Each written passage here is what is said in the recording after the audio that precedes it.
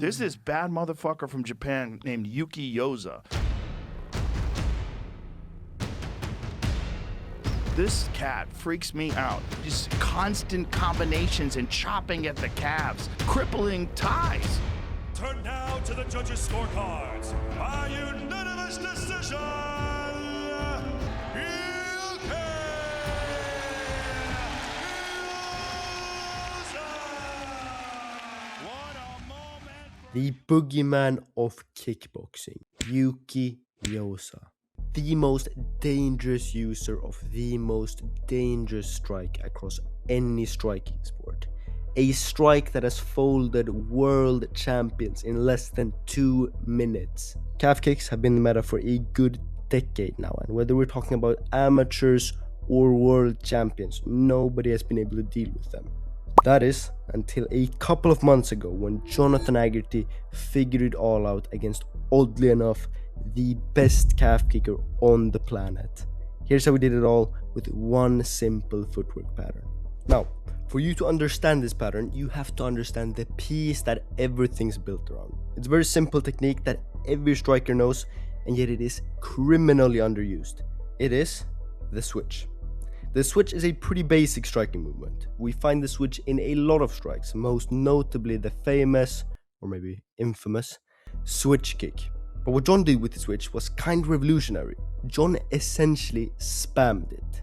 Spamming is pretty horrible in combat sports. It is the easiest way to get completely read by your opponent.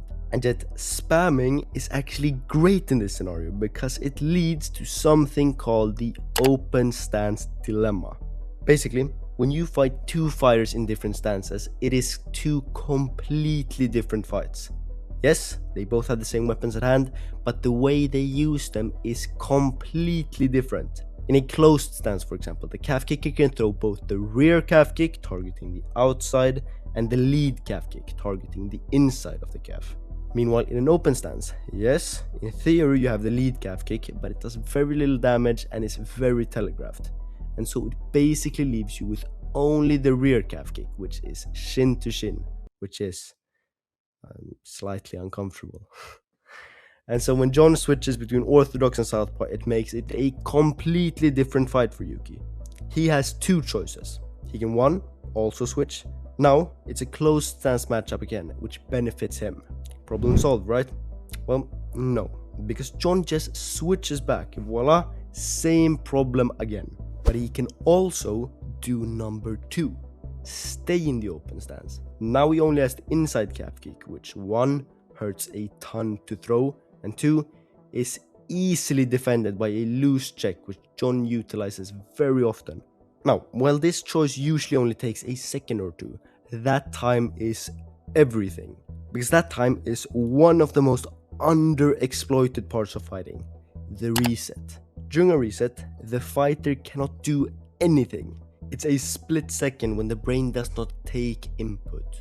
It is the split second when your brain goes from trying to figure out what to do and actually doing it. And reset shows up in every combat sports. It's how Ankalaev beat Pereira. It's how Suplek beat Rodtang. It's how you beat calf kicks.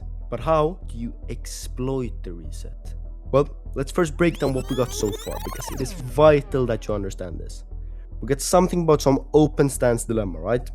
This causes the calf kicker to either have to throw shin to shin, which you just check, simple, or they have to switch, which you just answer by switching back. Now, you've cost them a bunch of time and mental fatigue. However, we don't win fights with fancy footwork. No, we win by exploiting our opponent. So how do we do that? The reset can be exploited in two ways, defensively and offensively.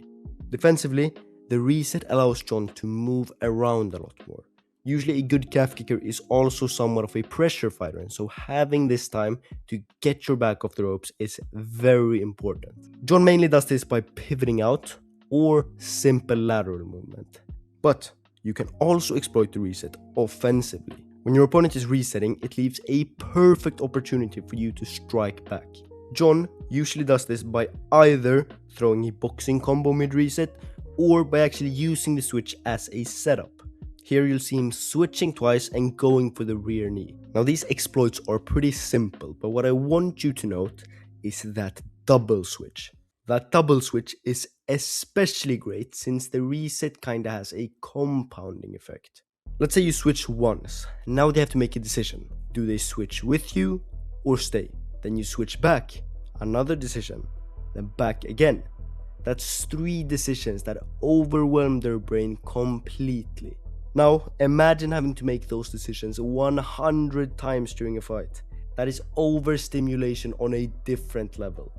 This tiny footwork pattern causes an immense amount of brain fog, which is the absolute last thing you'd ever want in a fight. And this does have physical consequences. If you look at this fight, you'll notice that as the fight progresses, Yuki gets more and more tired. He gets more and more sloppy as the fight progresses. Now, I hear you. If this style is so effective, why don't we see it everywhere? Well, there is a problem with this style. Moving around like this is very fatiguing.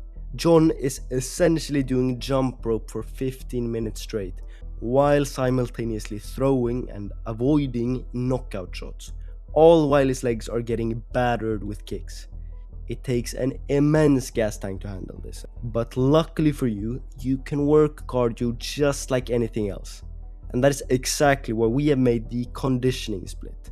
This is designed for fighters by fighters. It includes how to train your aerobic, lactic and alactic cardio. It includes fight camp structure and dieting tips and a bunch of useful stuff. If you're a serious fighter, you gotta start investing in yourself because the competition is. And right now we also have a package containing not only the conditioning split, but also the power punching program for 25% cheaper because the easiest way to win a fight is to finish it. Check it out, link in the description.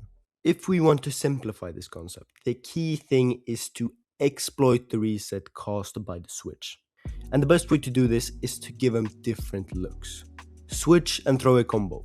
Switch and feign a tip. Switch and move. Switch and then switch and then switch again. The more you switch, the more micro decisions they have to make. It will force the calf kicker to reset every single time you do. I think John said it best himself. Don't be afraid, just move your leg.